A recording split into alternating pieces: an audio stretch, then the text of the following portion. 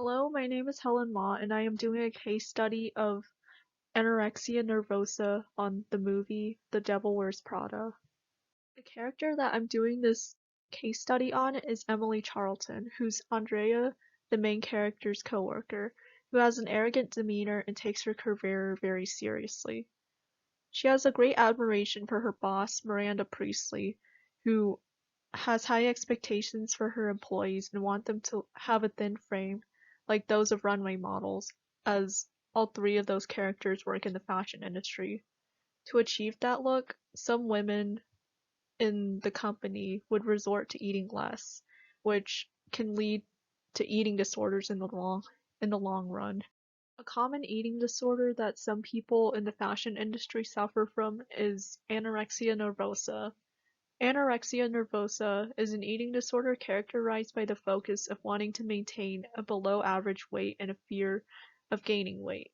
Sufferers of this disorder often place a high value on maintaining a thin physique and generally find that it tends to interfere with aspects of their daily lives. Most sufferers of anorexia nervosa are women, and a common misconception of people suffering from anorexia is that they're arrogant and superficial. Throughout the movie, Emily shows a few signs of anorexia nervosa. The first sign is that Emily appears to have an underweight frame and admits to Andrea that she starves herself for long periods of time and only eats a small amount of cheese when she feels hungry.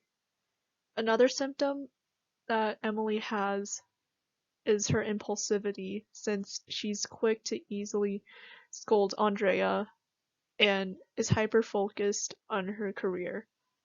Though this could be a sign of anorexia nervosa, but it could be one of something else, since stressful workplaces can cause people to act erratic. In finding treatment, it's best advised that Emily would seek help from a therapist to help her return to a healthy weight and change her eating habits to maintain that in the long run. To make it easier, she can join a support group for people who suffer from anorexia nervosa.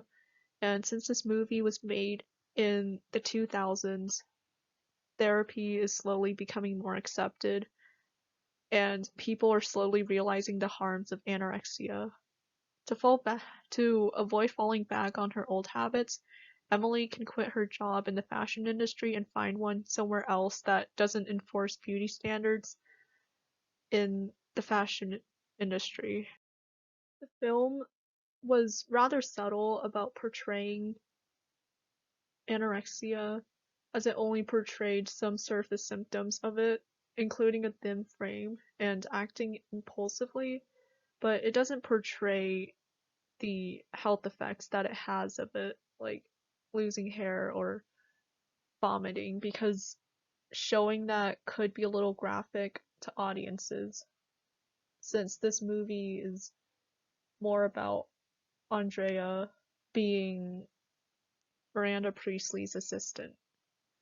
And having a stuck-up character like Emily who has the disorder and portray it as part of the movie may have also reinforced the false notion that people with anorexia are stuck up and catty.